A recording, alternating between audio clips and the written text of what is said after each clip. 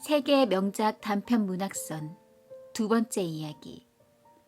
가난한 사람들. 빅토르 위고.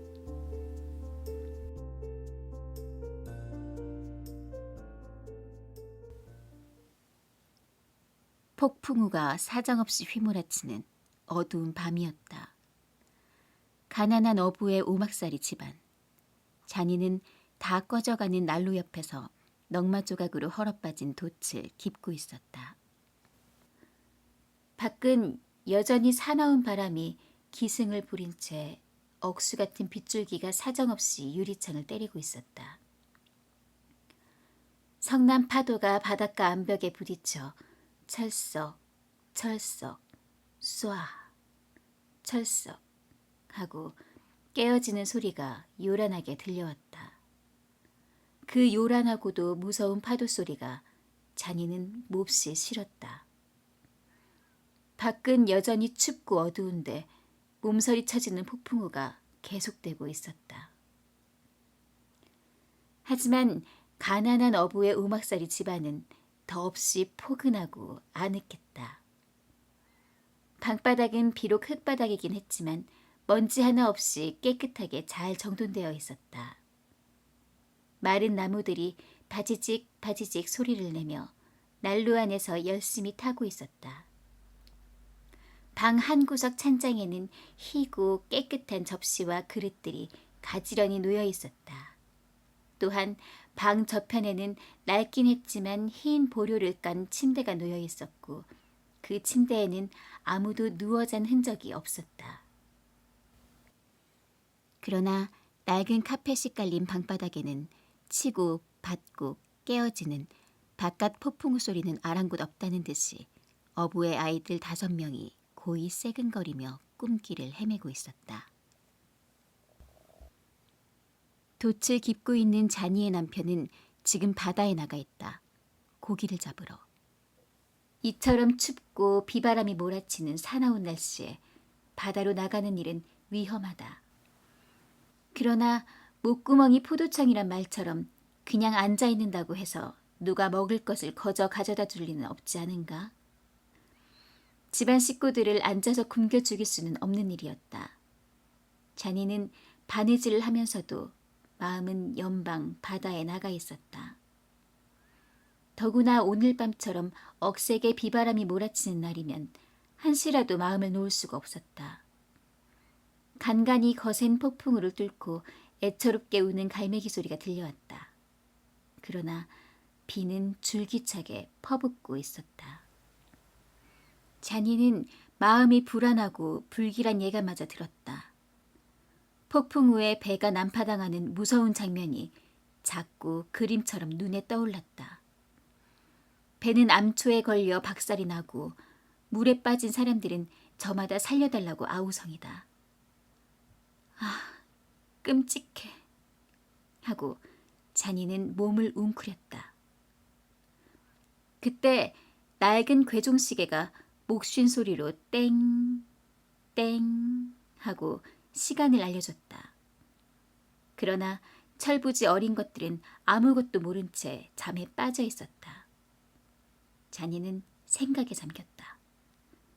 살아가는 일이란 결코 쉬운 일이 아니었다. 남편은 자신의 몸을 돌보지 않고 추위와 비바람을 무릅쓰고 바다에 나가 시시각각으로 조여오는 위험 속에 자신의 몸을 맡기고 있다. 그리고 그녀는 이른 새벽부터 밤 늦게까지 쉴 새 없이 이렇게 일하고 있다. 그러나 한편 다시 생각해보면 부지런히 일한다는 것은 얼마나 값지고 보람된 일인가? 어린 것들은 추나추동 신발도 없이 노상 맨발로 뛰어다닌다. 그들에게 검은 빵은 고급 빵이다. 날마다 귀리밥이라도 배부르게 먹을 수만 있다면 얼마나 좋을까. 하지만 바다에 사는 덕분으로 생선 조각은 가끔 얻어먹을 수가 있었다. 어떻든 간에 아이들이 별탈 없이 그저 건강하게 자라주는 것만 해도 하느님께 감사할 뿐이었다. 자니는 두 눈을 지그시 감고 이렇게 마음속으로 기도했다. 하느님, 그이는 지금 어디에 있을까요? 부디 그이를 지켜주세요. 그러나 비바람 소리는 점점 더 기승을 부릴 뿐이었다. 아직 잠자리에 들기는 이른 시간이었다. 참다 못한 자니는 외투를 걸치고 손에 램프를 켜든 채 밖으로 나갔다. 혹시 남편이 돌아오고 있는지, 바다가 조금 잔잔해지기나 했는지, 등대불이 켜져 있는지를 알아보기 위해서였다. 그러나 밖은 여전히 춥고 심한 폭풍우가 휘몰아치고 있었다. 자니의 발길은 점점 더 아랫마을로 옮겨졌다. 동네 어귀, 해변에 인접한 낡은 초가집 앞에까지 걸어 내려갔다. 벽은 허물어지고 허물어진 벽에 앙상한 기둥에 매달려 있는 낡은 문짝 하나가 보였다. 그 문짝은 바람이 휘몰아칠 때마다 삐걱삐걱하고 이상한 소리를 내고 있었다. 오늘 밤 따라 사나운 바람은 이 초갓집을 한 입에 삼키기라도 하려는 듯 세차게 몰아치고 있었다. 문짝은 쉬지 않고 삐걱거리고 지붕을 덮은 낡은 쥐푸라기들은 마치 살려달라고 애걸하듯 바스락거렸다. 자니는 잠시 발을 멈추고 찌그러진 창문으로 집안을 들여다보았다. 집안은 빈집처럼 캄캄하고 적막했다. 자니는 한참을 머뭇거리다가 이렇게 생각했다. 가엾은 사람, 내가 깜빡 잊었군. 저 불쌍한 환자를 진작에 돌봐줬어야 하는 건데. 바깥 양반이 저 사람은 외롭고 아무도 돌봐줄 사람이 없다고 노상 걱정을 했는데. 자니가 집안을 향해 노크했다. 그러나 안엔 아무도 없는지 대답도 인기척도 없었다. 자니는 다시 머뭇거리며 생각했다. 가엾어라. 어린 것들도 돌봐줘야 할 텐데 자신마저 알아눕다니. 저 여잔 무슨 팔자가 저렇게 사나울까? 저희는 둘째 아이를 임신하면서부터 과부가 됐으니 어린 것들은 저희 손 하나만 바라보고 사는 것이 아닌가? 가엾어라.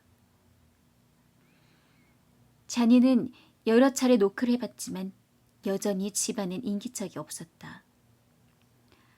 안에 계세요? 왜 대답이 없죠? 하고 자니는 소리쳐 보았다. 주무시거든 그냥 계세요? 하고 자니는 돌아서려고 했다. 온몸이 비에 젖은 자니는 갑자기 몸이 와들와들 떨렸다. 발길을 돌리려고 막 첫 발을 내디디려는 순간 거센 바람이 자니의 외투를 날려버리기라도 하려는 듯 사납게 몰아쳤다. 자신도 모르게 자니의 몸이 문에 부딪히며 문이 활짝 열렸다. 자니는 그제서야 그 집 안으로 들어갔다. 그녀의 손에 든 램프불이 캄캄한 그 집안을 두루 비춰주고 있었다. 말이 집이지 집안은 바깥보다 더욱 썰렁한 냉기가 감도는 방 안이었다. 천장 이 구석 저 구석마다 마치 키질이라도 하듯 빗물이 새어내리고 있었다. 문을 등진 벽가에는 지저분한 지푸라기 더미가 보였다.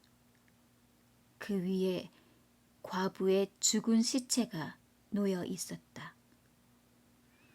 머리를 뒤로 젖히고 커다란 입을 벌린 싸늘하고 푸르죽죽한 얼굴은 절망과 고뇌가 이 한 여인의 시체에 모여 꽁꽁 얼어붙은 그대로였다. 더욱이 임종하면서까지 뭔가 열심히 붙잡으려고 애쓴 것처럼 쭉 뻗은 여인의 푸르스름한 손은 지푸라기 침대 아래로 맥없이 축 처져 있었다. 그런데 죽은 여인의 시체의 발치 아래에는 비록 때에 절은 포대기이긴 하지만 그 속에 아이들이 누워 있었다. 얼굴은 해쓱하고 살은 빠졌어도 곱슬머리에 예쁜 얼굴을 하고 미간을 찌푸린 채 금발머리를 한 두 아이가 서로 얼굴을 마주댄 채 잠들어 있었다. 언제 어디쯤에 시시각각으로 죽음의 그림자가 다가오는 줄도 모른 채 그 사나운 폭풍우를 까마득히 잊은 채 아기들은 잠들어 있었다. 어머니는 마지막 순간까지 어린 것들의 발부리를 큼직한 헌 이불로 감싸주고 자기의 옷을 어린 것들 위에 덮어주는 일을 잊지 않은 모양이었다. 참으로 죽음보다도 강한 어머니의 사랑이었다. 한 아기는 고사리 같은 뽀얀 손으로 뺨을 고이고 있었고 다른 한 아기는 형의 목에 귀여운 자기 얼굴을 맞대고 있었다. 아기의 숨소리는 꺼져갈 듯이 조용하고 가냘픈 것이었다.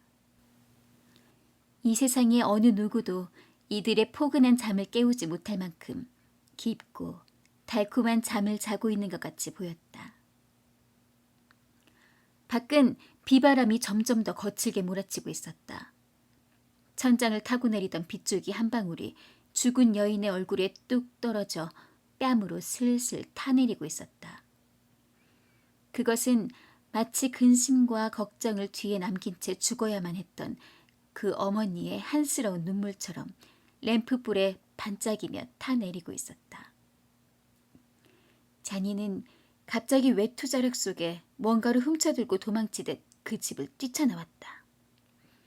심장은 뛰고 누군가가 뒤에서 자기를 뒤쫓아오는 것 같았다. 그녀는 죽은 사람 집에서 뭔가를 훔쳐온 것일까? 집으로 돌아오자마자 자니는 외투 속에 싸들고 온 물건을 침대 위에 놓고 재빨리 보료로 덮어버렸다. 그리고 정신없이 의자를 끌어당겨 그 위에 주저앉고 말았다. 그리고 침대 끝에 이마를 대고 엎드렸다. 그녀의 얼굴은 몹시 창백해지고 흥분에 들떠 있었다. 그녀는 마치 양심의 가책을 받고 자신을 저주하고 있는 눈치 같았다. 그녀는 간간히 실성한 사람처럼 외쳤다. 그이가 뭐라고 할까? 도대체 내가 무슨 짓을 했지? 아이 뒤치다꺼리에 지쳐서. 난 바보야, 바보. 혹시 그이가 오셨나? 안 오셨군. 차라리 그이가 와서 나를 실컷 때려 죽이라도 했으면. 난 몹쓸 짓을 했어. 그이가 차라리 내가. 그때 문소리가 났다. 인기척이 나는 것 같았다. 자니는 몸을 벌벌 떨며 의자에서 일어났다. 안 오셨네. 하느님, 제가 왜 이런 짓을 했을까요? 이런 짓을 저지르고 어찌 지쳐 돌아오는 남편의 얼굴을 바로 대할 수 있을까요? 자니는 말없이 한동안 침대 옆에 앉아 있었다. 온갖 고뇌에 가슴을 조이면서 그녀는 앉아 있었다. 비가 멎었다. 이윽고 먼동이 트기 시작했다. 그러나 바람은 여전히 세차게 불고 바다는 성난듯이 외치고 있었다. 갑자기 문소리가 났다. 이윽고 문이 열리면서 축축하고 시원한 바람 한 줄기가 방 안으로 흘러들어왔다. 그때 키가 크고 햇볕에 그을린 건장한 어부가 갈기갈기 찢어진 물에 젖은 그물을 질질 끌며 오막살이 안으로 들어왔다. 자니, 나왔어! 하고 그는 반가운 듯이 말했다. 당신이군요. 하고 자니는 대답했지만 똑바로 일어서지도 못한 채 앉아서 고개를 숙이고 말았다. 정말 무서운 밤이었어. 날씨 한번 정말 사납더군. 정말 그래요. 그래, 고긴 많이 잡으셨나요? 고기가 다 뭐야. 아주 망했어. 멀쩡한 그물만 다 찢고 돌아왔지. 글쎄, 내 머리털 나고 처음 보는 무서운 폭풍우였어. 뭐랄까, 꼭 미친 악마야. 마치 배를 공치기라도 하듯 밧줄이 금방 끊어지고 선체가 흔들리면서 아휴, 이렇게 살아온 것만도 다행이지. 그렇지? 근데 당신은 혼자서 뭐 하라는 거야? 어부는 피곤한 듯 그물을 끌고 방 안에 들어와 난로 옆에 앉았다. 글쎄, 그저 이렇게 하며 잔이는 새파랗게 질린 채 남편을 멍하니 쳐다보았다. 뜨개질하고 있죠. 간밤에 어떻게 비바람 소리가 무섭든지 정말 혼자 있기가 무서울 정도였어요. 내내 당신 걱정만 했어요. 그랬을 거야. 정말 지독한 날씨였어. 그래, 간밤엔 어떻게 지냈어? 하고 남편은 걱정하듯 중얼거렸다. 두 내외는 한동안 말을 잃고 멍하니 앉아있기만 했다. 드디어 잔이는 마치 큰 죄라도 지은 듯이 겁을 집어먹고 더듬더듬 말하기 시작했다. 시몬 아주머니가 죽었어요. 언제 죽었는지는 몰라도 모르긴 해도 당신이 그 집에 다녀온 엊그제쯤 될까요? 죽을 때 몹시 고통을 당했나 봐요. 어린 것들을 생각하면 가슴이 찢어지겠죠. 더구나 젖먹이 둘을 남겨놓고 죽었으니. 큰 놈은 겨우 기어다니기라도 하지만 어린 놈은 아직 말도 못하는걸요. 잔이는 갑자기 입을 다물었다. 남편은 잔이의 말을 듣다가 두 눈을 껌벅이며 엄숙한 표정을 지어 보였다. 정직하고 순박한 그의 얼굴은 더욱 굳어만 갔다. 정말 안 됐군. 앞날이 걱정인데. 그는 못내 안쓰럽다는 듯이 목덜미를 손으로 벅벅 긁으며 말했다. 그러니 어쩌오. 아기들이라도 당신이 데려와야 하지 않겠소? 잠이 깨면 엄마를 찾을 텐데. 여보, 어서 가서 어린 것들부터 데려오시오. 그러나 잔이는 말뚝에 매인 사람처럼 좀처럼 일어서려고 하지 않았다. 여보, 빨리 가시오. 왜? 당신 싫어? 아이들 데려오는 게 마음에 내키지 않는단 말이오? 자, 어서. 정말 당신답지가 않군. 그제야 잔이는 무거운 동작으로 일어섰다.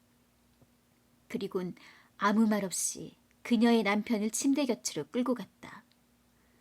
그리고 조용히 덮어놓은 보료자락을 걷어보였다. 보료 속에는 죽은 이웃 과부의 아이들이 얼굴을 맞댄 채 깊은 잠에 빠져 평화스러운 꿈에 젖어 있었다.